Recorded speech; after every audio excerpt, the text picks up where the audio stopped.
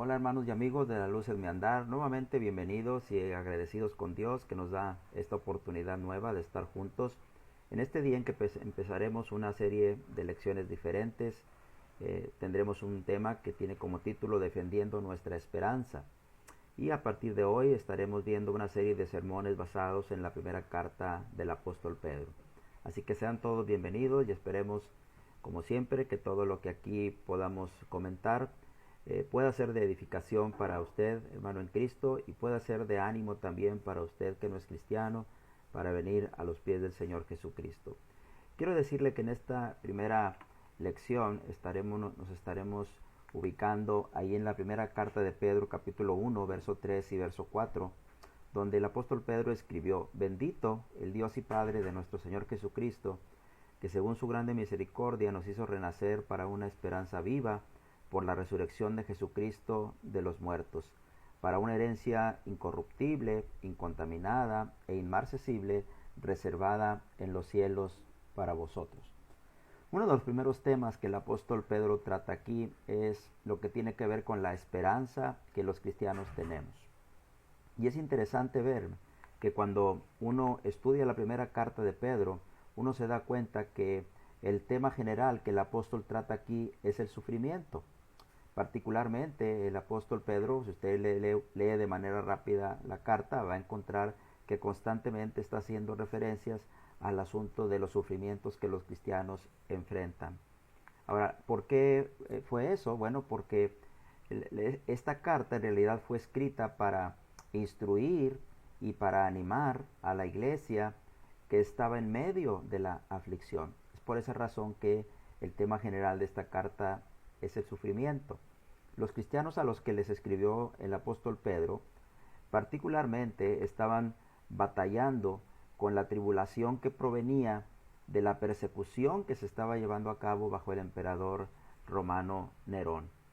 ¿Qué ocasionó esa persecución? Bueno, la historia nos dice que en el tiempo de Nerón hubo una ocasión en que hubo un gran incendio en Roma, y un incendio que la mayoría de los escritores e historiadores romanos coinciden en decir que aparentemente fue un incendio provocado por el mismo emperador, pero buscando un chivo expiatorio, él acusó a los cristianos de haber hecho esto.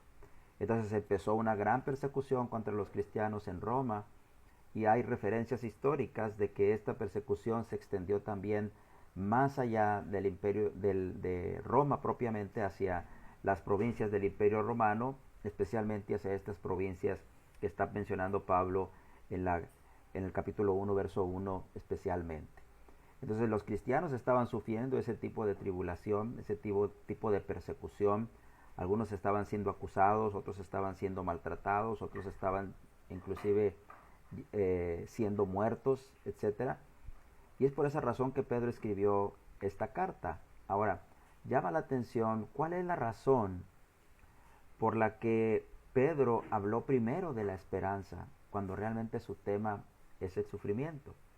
Bueno, creo que una de las razones por las cuales Pedro primero habla de la esperanza aquí es porque cuando hay tiempos de incertidumbre, cuando hay tiempos de temor, cuando ellos como cristianos estaban siempre a la expectativa de que algo malo les pasara, bueno, la esperanza es lo que les ayudaría a ellos a poder enfrentar la aflicción. Y quiero decirle que hoy no es diferente. Hoy nuestro mundo vive un momento de incertidumbre, un momento de temor por todo lo que esta contingencia que ha estado sucediendo, no solamente en mi país, sino en el mundo entero. Y los cristianos de repente también hemos sido afectados por esto. Hay hermanos que se han enfrentado a la enfermedad de manera terrible, y algunos han salido vencedores, otros han tenido que morir, otros han perdido sus familias, tal vez hijos, padres, hermanos, etcétera, o al menos algún hermano en Cristo cercano que conocemos ha sido afectado, y eso ha traído dolor, preocupación, angustia. Es tribulación realmente lo que la iglesia está enfrentando. Entonces, ¿qué nos puede ayudar a nosotros también en estos momentos de incertidumbre para poder sortear todo este tiempo de tribulación? La esperanza, definitivamente. Es por esa razón que Pedro empieza su carta así. Y es que la Biblia dice, hermanos, que por medio de la esperanza nosotros tenemos consuelo. Por ejemplo, en la carta a los Hebreos, capítulo 6 y verso 18 particularmente, fíjate lo que el escritor de los Hebreos escribió en el 6:18. Dice, para que por dos cosas inmutables en las cuales es imposible que Dios mienta, tengamos un fortísimo consuelo, dice, a los que hemos acudido para asirnos, nota, de la esperanza puesta delante de nosotros. Nosotros tenemos una esperanza y esa esperanza nos da consuelo en medio de la aflicción, según el escritor a los Hebreos. Entonces, esa es la razón por la que Pedro está iniciando aquí hablando de la esperanza, pero también porque la esperanza se convierte en el ancla del alma, es decir, es lo que nos va a mantener firmes. Si leemos el verso 19, también aquí mismo en Hebreos 6, dice el verso 19, la cual tenemos como segura y firme ancla del alma y que penetra hasta dentro del velo. La esperanza que tiene el cristiano es como un ancla. Todos entendemos lo que es un ancla. Un ancla le da estabilidad, le da firmeza a la embarcación que está ahí atracada en un muelle. Y no se puede mover porque está anclado al fondo del mar. Bueno, así dice Pedro que es la esperanza. La esperanza nuestra no solo nos da consuelo en medio de la tribulación, sino que también nos permite mantenernos firmes dentro de las persecuciones o dentro de los padecimientos. Entonces, veamos aquí cuáles son las características de la esperanza que los cristianos tenemos. Y eso es lo que vamos a platicar en este momento. Así que vuelva nuevamente a 1 de Pedro capítulo 1, verso 3 y verso 4, y vamos a poder distinguir ahí al menos tres características que la esperanza del cristiano tiene. La primera tiene que ver con su cualidad. Dice el verso 3 que nosotros, según la grande misericordia de Dios, nos hizo renacer, nota, para una esperanza viva. ¿Cuál es la cualidad de la esperanza que tenemos? Es una esperanza viva. Ahora la pregunta que surge es ¿qué significa la palabra viva? ¿Sí? Y bueno, la palabra viva significa que es verdadera, que es confiable, no es una esperanza muerta. ¿Sí? A veces las personas tenemos esperanza en algo, pero esa esperanza en realidad está muerta o es falsa, porque definitivamente no se va a cumplir eso. Sin embargo, los cristianos no tenemos ese tipo de esperanza, nosotros tenemos una esperanza viva, una esperanza en la que realmente nosotros podemos confiar plenamente. Pedro también habló de la esperanza, hermanos, también por lo que dice Romanos capítulo 8, verso 24 al 25. Nota lo que dice en Romanos 8, verso 24 al 25. Y eso nos va a ayudar a comprender por qué nuestra esperanza es verdadera. Dice, porque en esperanza fuimos salvos, pero la esperanza que se ve no es esperanza, porque lo que alguno ve, ¿a qué esperarlo? Pero si esperamos lo que vemos, lo que no vemos, con paciencia lo aguardamos. ¿Sí? Nosotros resistimos las pruebas, y esto es lo que está implicado dentro de la palabra esperanza. Resistimos las pruebas porque sabemos que hay un futuro mejor para nosotros. Y que aunque estemos en un momento de tribulación, es posible que esa tribulación pase. O es posible que no pase en esta vida. Pero sí sabemos que al final de cuentas hay un futuro mejor para el cristiano. Por eso dice el apóstol Pablo aquí en Romanos que nosotros fuimos salvos en esperanza. Es decir, nosotros ahora tenemos la salvación y sabemos que somos salvos, pero aún no estamos con el Señor en el cielo. Vamos, ni siquiera aún estamos en el Hades esperando a que Cristo regrese siendo consolados. Así que tenemos nuestra salvación en esa esperanza. Y luego dice, pero la esperanza que se ve no es esperanza. ¿Ok? Porque lo que alguno ve, ¿a qué esperarlo? Pero si esperamos lo que no vemos, ¿y qué es lo que no vemos? Bueno, nuestra vida eterna en el cielo todavía no la vemos. O el que Cristo venga por segunda vez, todavía no lo vemos. Pero eso, con paciencia, dice, lo aguardamos. ¿Te fijas? Entonces, Pedro habla aquí de la esperanza y dice que es una esperanza viva, una esperanza verdadera.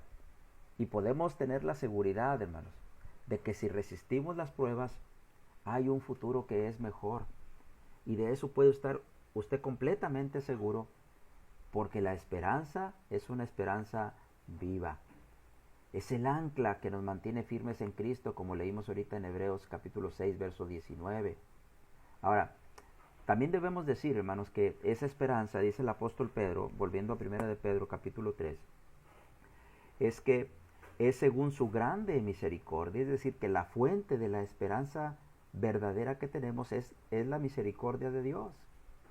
En Efesios capítulo 2, verso 4 y verso 5, el apóstol Pablo escribe y habla precisamente de esa misericordia de Dios que se ha hecho manifiesta para nuestra salvación. Nota lo que dice Efesios capítulo 2, verso 4.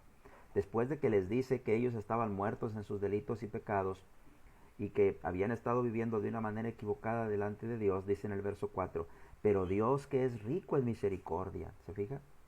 Por su grande amor con que nos amó, aun estando nosotros muertos en pecados, dice, nos dio vida juntamente con Cristo. Ahí está la grande misericordia de Dios que nos trajo esa salvación. Pero también dice Pedro que esa grande misericordia de Dios, por su grande amor con que nos amó, dice aquí Pablo en los Efesios capítulo 2, verso 4, por ese grande amor con que nos amó, es que nosotros tenemos ahora esa esperanza viva, esa esperanza verdadera. Entonces, esa esperanza verdadera, hermanos, nosotros podemos confiar en que es segura. Así que al tener esa esperanza viva, significa literalmente que nuestra esperanza tiene vida. No está muerta, como decíamos hace un momento. Es una esperanza completamente verdadera, completamente confiable. Ese es el tipo de esperanza que tiene usted, hermana.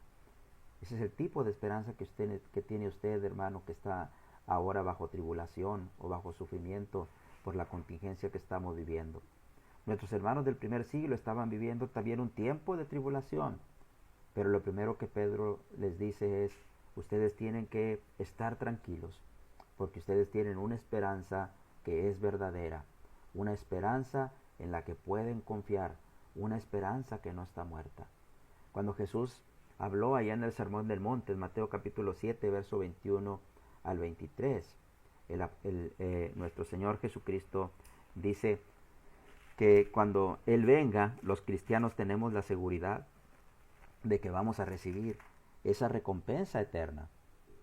En el capítulo 7 dice, verso 21, dice, no todo el que me dice Señor, Señor entrará en el reino de los cielos, sino el que hace la voluntad de mi Padre que está en los cielos. ¿Sí? Entonces usted ha hecho la voluntad del Padre, siga haciendo la voluntad del Padre. Si usted hace la voluntad del Padre, entonces usted entrará en el reino de los cielos. Jesús complementó esa enseñanza diciendo que muchos en aquel día le dirán, Señor, Señor, no profetizamos en tu nombre y en tu nombre echamos fuera demonios y en tu nombre hicimos muchos milagros, y entonces les declararé, nunca os conocí, apartados de mí, hacedores de maldad. Estos son el ejemplo clásico, hermanos, de alguien que tiene una esperanza falsa. Y una de las cosas que Satanás ha usado también para engañar al mundo es ofrecer a través de falsos maestros enseñanzas que lo único que producen es una esperanza, pero una esperanza falsa. Eso es lo que está diciendo aquí. Entonces, nosotros tenemos esa esperanza viva. Ahora, hablemos también la segunda cosa que dice acerca de la esperanza el apóstol Pedro. Después de que dice que tenemos una esperanza viva, dice que esta es por la resurrección de Jesucristo de los muertos. Es decir, esta es la garantía de la esperanza que tenemos. Ya vimos que es una esperanza viva, confiable, no está muerta. Podemos confiar completamente en ella. Pero hay una razón también por la cual podemos confiar plenamente en ella. Y es que esta está garantizada por la resurrección de Jesucristo. Nota como dice, por la resurrección de Jesucristo de los muertos. Eso garantiza nuestra esperanza. Entonces, usted y yo como cristianos, podemos estar seguros de que hay una vida en el cielo para usted y para mí, después de que vivamos en este mundo, porque Cristo venció la muerte. Eso es lo que garantiza que tengamos, hermanos, nosotros una vida eterna en el cielo.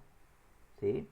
Es por esa razón, hermanos, que Cristo, hermanos, nos ofrece una esperanza verdadera, porque si Él murió y resucitó, entonces nosotros también vamos a poder hacer lo mismo para estar para siempre con el Señor, cuando el Señor venga y se lleve a cabo la resurrección de los muertos.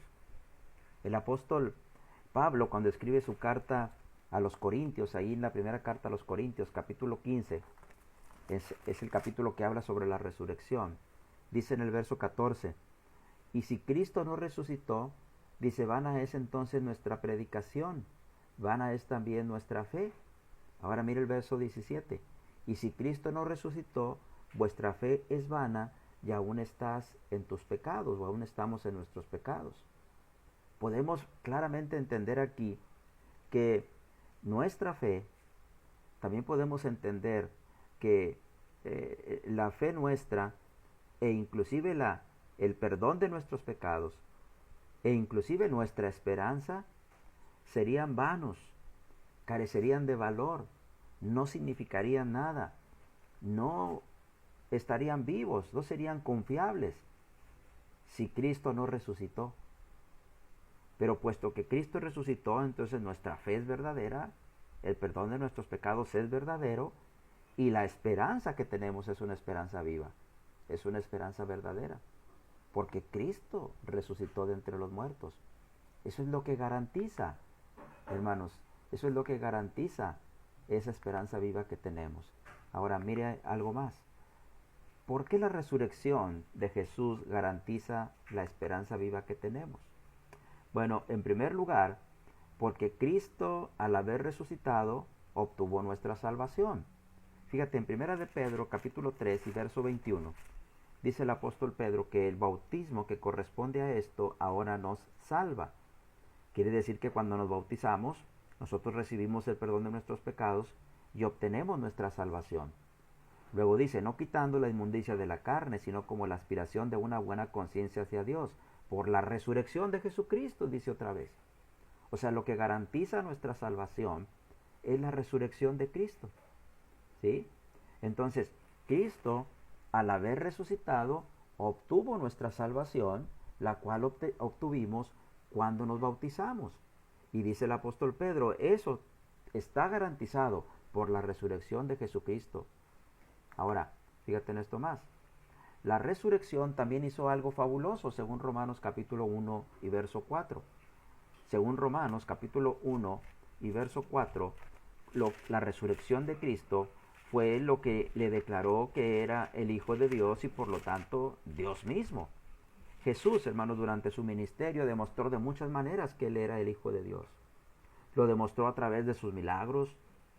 Bueno, lo demostró inclusive desde su nacimiento, desde su concepción y luego su posterior nacimiento. Lo demostró durante su ministerio con sus milagros que llevó a cabo, con sus declaraciones mismas donde Él aseguraba ser el Hijo de Dios, con las enseñanzas que dio, todo eso. Pero lo que realmente ratificó contundentemente que Cristo es Dios y que Cristo es el Hijo de Dios es lo que nos dice Pablo en Romanos capítulo 1 verso 4. Dice que fue declarado Hijo de Dios con poder, según el Espíritu de Santidad, por la resurrección de entre los muertos. Es la resurrección de entre los muertos de Jesús lo que lo declaró que es el Hijo de Dios. Ahora, puesto que solamente Dios, hermano, tiene autoridad para perdonar pecados, y si Cristo es Dios, entonces Cristo ha perdonado nuestros pecados. ¿Sí? Y si Cristo ha perdonado nuestros pecados, entonces nosotros hemos sido salvos de nuestros pecados. Y por lo tanto tenemos una esperanza viva. Por eso Pedro dice que es la resurrección de entre los muertos de Jesús lo que garantiza que tengamos una esperanza verdadera. Cristo al resucitar obtuvo nuestra salvación. Y Cristo fue declarado Hijo de Dios por medio de la resurrección. Así que si solamente Dios tiene autoridad para perdonar pecados, según Marcos capítulo 2 y verso 10, entonces Cristo, al ser declarado Hijo de Dios, tiene autoridad también para perdonar pecados.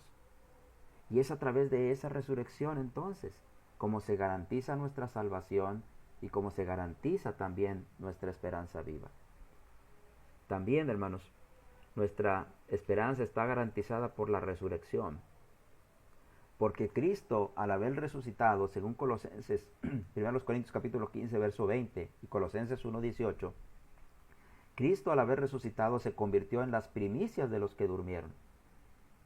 Y lo que en esos pasajes se nos enseña es que Cristo es el primogénito de entre los muertos, dice también Colosenses capítulo 1, verso 18. Y Cristo, al ser el primogénito de entre los muertos, significa que es el primero de la resurrección. Ahora, ¿significa eso que antes no hubo otras personas que resucitaron? No, sí hubo otras. Cristo mismo resucitó algunos en su ministerio. Elías y Eliseo hicieron lo propio en los tiempos del Antiguo Testamento, pero eventualmente aquellos que resucitaron Elías y Eliseo, los que resucitó Jesús, por ejemplo Lázaro, eventualmente volvieron a morir. Pero con Cristo fue diferente. Cristo resucitó para no volver a morir jamás, sino que después de que resucitó, dice el libro de los Hechos, que se les apareció a sus discípulos por 40 días, ¿sí? Y después de eso ascendió al cielo en presencia de sus discípulos. Así que la muerte no se volvió a enseñorear de él. Cuando Pablo escribe su carta a los Corintios, dice que la muerte será sorbida en victoria. El escritor a los Hebreos dice que Cristo, a través de su muerte, venció al que tenía el imperio de la muerte, esto es, al diablo. Así que el cristiano tiene esa esperanza viva, y esa esperanza está garantizada por la resurrección de Jesucristo de los muertos. Cristo fue el primero que resucitó para no volver a morir, y así nosotros pasaremos por ese proceso. Si Cristo no viene antes, vamos a morir, vamos a ser puestos en una tumba. Pero cuando estemos en esa tumba, llegará el día cuando Cristo volverá. Y dice Juan capítulo 1, verso 28 y 29, que viene hora cuando todos los que están en los sepulcros oirán la voz del Hijo de Dios, y saldrán los que hicieron lo bueno a resurrección de vida, y los que hicieron lo malo a resurrección de condenación. Usted tiene una esperanza viva de que saldrá a resurrección de vida, y para encontrarse, como dice 1 de Tesalonicenses capítulo 4 y verso 16, con el Señor en las nubes, y así estará para siempre con el Señor. Dios, hermanos, va a resucitar a los cristianos en el día final, según 2 Corintios 4:14, así como lo hizo con Jesucristo cuando Él resucitó. Entonces nuestra esperanza tiene una cualidad, es viva. Nuestra esperanza tiene una garantía, la resurrección de Cristo de entre los muertos. Y finalmente, nuestra esperanza tiene un contenido. Y ese contenido, hermanos, es una herencia. Vuelva nuevamente a 1 de Pedro capítulo 1 verso 4. Dice que nosotros tenemos una esperanza viva para una herencia incorruptible, incontaminada e inmarcesible, reservada en los cielos, dice, para vosotros. Es decir, la esperanza nuestra consiste de una herencia que tiene ciertas características.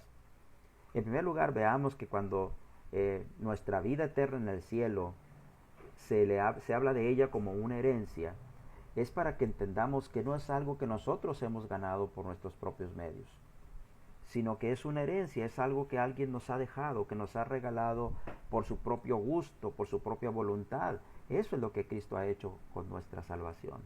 Es una herencia. Ahora, esa herencia tiene varias características. Primero, el apóstol dice que es incorruptible. Y la palabra incorruptible es traducción de la palabra griega abstartos o abstartos, y que significa literalmente inmortal.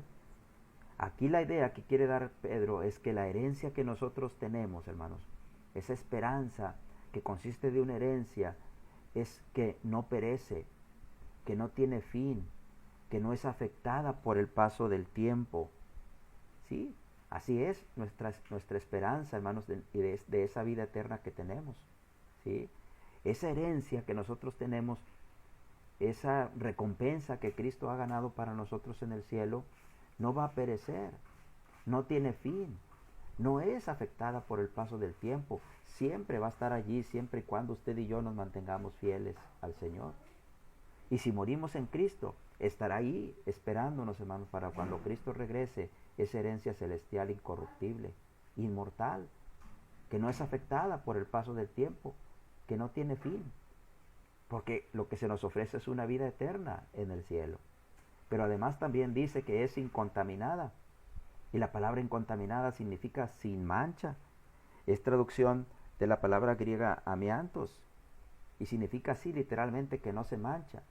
La idea que se quiere dar aquí es que no se deforma en su naturaleza, ¿sí? Que al tener una naturaleza celestial no disminuye en su calidad. Permanece esa naturaleza santa y pura. Hermano, hermana, cuando usted y yo lleguemos al cielo, allí no entrará nada inmundo, porque la herencia que tenemos es incontaminada, es sin mancha. Allí usted y yo no tendremos más que luchar con el pecado. Nuestras vestiduras blancas no volverán a ser manchadas. Nuestra vida, hermanos, no se volverá a ver ridiculizada por el pecado, porque allí no entrará nada inmundo, porque esa herencia que tenemos es incontaminada. Finalmente, Pedro dice, bueno, no finalmente, también Pedro dice que es inmarcesible. Y la palabra inmarcesible es traducción de la palabra griega amarantos o amarantos. Y significa que no se marchita.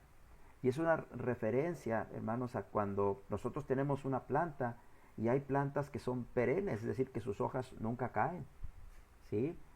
La idea aquí es que no se marchita. ¿Sí? Es decir, que no pierde su valor, no pierde su atractivo, no pierde su belleza. Tú no vas a poder llegar al cielo y decir, bueno, en realidad lo que Cristo me prometió fue esto, pero lo que estoy recibiendo no tiene nada que ver con lo que Cristo me prometió. Es menor en calidad, se marchitó, se afectó. No, no vamos a poder decir eso. ¿Sí? La vida eterna que Cristo nos ofrece, hermano, no se marchita, no pierde su valor, no pierde su atractivo. ¿Sabe una de las cosas interesantes que tiene la Biblia? Y es que acerca del cielo y nuestra morada con Dios en la eternidad, hay muy pocas cosas que se dicen. Una de las cosas que llama la atención es lo que Pablo dice cuando dice que fue arrebatado hasta el tercer cielo y dice que vio cosas inefables. Es decir, que lo maravilloso de ese lugar que pudo contemplar el apóstol, no hubo palabras humanas para poder describir el atractivo, la belleza de ese lugar. ¿Sí? Es por esa razón que es casi prácticamente hasta el final de las Escrituras, y usando un lenguaje figurado, simbólico, como Dios describe la belleza del cielo. Dios no encontró otra manera para hacernos ver qué tan bello es el cielo que usando piedras preciosas y usando, hermanos, figuras que nos ayuden a entender la gran bendición, lo maravilloso de estar en ese lugar. Por eso dice Pedro, la herencia que ustedes tienen, esa es incorruptible, no le afecta el tiempo, es incontaminada, no se mancha, no entrará allí nada inmundo y será inmarcesible, es decir, no va a perder su valor. Ahora, finalmente, dijo que esta está reservada y que esta está reservada en los cielos. Hay personas que creen, hermanos, que lo que Cristo ofreció es una vida eterna en la tierra y que Cristo regresará y establecerá un reino terrenal por 1000 años. Pero claramente el apóstol Pedro dice aquí que nuestra herencia está reservada en los cielos. Y en lo particular me encanta la palabra reservada, porque me recuerda cuando uno viaja y uno va a una ciudad donde no es tu ciudad y buscas un hotel para hospedarte. Y hay veces que no tuviste el tiempo para hacer una reservación, etcétera, aunque bueno, ahora en realidad hay muchos medios para eso. Pero si tú vas a un hotel y de repente no encuentras una habitación, pues es bien complicado eso. Sin embargo, si tú desde antes te preparas y reservas esa habitación, tú vas a poder llegar a la hora que tú dijiste o a la hora que tú quieras y ahí habrá una habitación reservada para ti. Bueno, así es la herencia que el cristiano tiene también. Está reservado allí. Hay un lugar que está reservado allí. ¿Te acuerdas de lo que Jesús dijo allá en el Evangelio según Juan capítulo 14, verso 1 al 2? ¿Sí? No se turbe vuestro corazón, le dice a sus discípulos. Creen en Dios, crean también en mí. En la casa de mi Padre dice, muchas moradas hay. Voy pues a preparar lugar para vosotros. Y luego dice también, para que donde yo estoy, vosotros también estéis. Cristo preparó lugar para nosotros desde el día que murió en la cruz, hermano, y derramó su sangre para el perdón de nuestros pecados y resucitó al tercer día. Así que ahora Él está en el cielo y Él dice que donde Él está, Él quiere que tú y yo estemos. porque allí Él ha preparado un lugar para nosotros a través de su obra de redención. Así que entonces tenemos una esperanza grande. Quiero terminar diciéndole esto. Nosotros ahora estamos viviendo, al igual que nuestros hermanos del primer siglo, en circunstancias de incertidumbre, de temor. Hay hermanitos que están ahorita afectados por la enfermedad, que sus familias están afectados, que están perdiendo sus trabajos, que quizás van a batallar mucho para poder recuperarse económicamente o inclusive físicamente. Pero podemos tener consuelo, podemos tener estabilidad en nuestra fe por medio de saber el tipo de esperanza que tenemos. Los cristianos, en primer lugar, tenemos una esperanza viva, una esperanza que es confiable, cierta, verdadera, real. Pero además tenemos una esperanza que está garantizada por la resurrección de Jesús. Una esperanza que tiene como sólido fundamento el que Cristo resucitó de entre los muertos. Y así como Cristo resucitó de entre los muertos, Él tiene el dominio sobre la muerte. Él tiene las llaves del Hades, dice Apocalipsis. Él tiene el control de la muerte. Si usted, mi hermano, mi hermana, vamos a tener que morir por causa de lo que está padeciendo ahora el mundo, usted no se preocupe, usted tiene una esperanza verdadera, porque esta está garantizada por la resurrección de Cristo. Y por último, es una esperanza que consiste de una herencia que es incorruptible, que no se afecta por el paso del tiempo, una herencia que es incontaminada, que no decae en su naturaleza, que no se mancha, una herencia que es inmarcesible, que no pierde su valor, su atractivo, una herencia que está reservada para usted y para mí. Así que aunque este mundo se termine, o aunque la muerte llame a nuestra puerta, hermano, hermana, no se desanime. Haga de la esperanza la firme ancla que le va a mantener allí sólido, sin moverse de la fe. Quiero terminar leyendo lo que dice 2 Corintios capítulo 5, verso 1. Porque sabemos, fíjate, sabemos, usted y yo sabemos por la palabra de Dios, que si nuestra morada terrestre, este tabernáculo, se deshiciere, sabemos que este cuerpo que tenemos, este lugar en el que ahora moramos, se deshace. Nosotros tenemos de Dios un edificio, una casa no hecha de manos. Tenemos, hermanos, un lugar reservado en la eternidad, con un cuerpo, hermanos, que va a ser levantado de entre los muertos y va a ser transformado para ir a heredar esas moradas eternas. Una casa que no está hecha de manos, no de este mundo, que es eterna, que nunca se va a terminar y que está reservada para ti y para mí en los cielos. ¿Estás en medio del sufrimiento? No pierdas tu esperanza, hermano. Fija tu esperanza plenamente en Dios, porque Él te recompensará al final. Dios les bendiga, mis amados hermanos.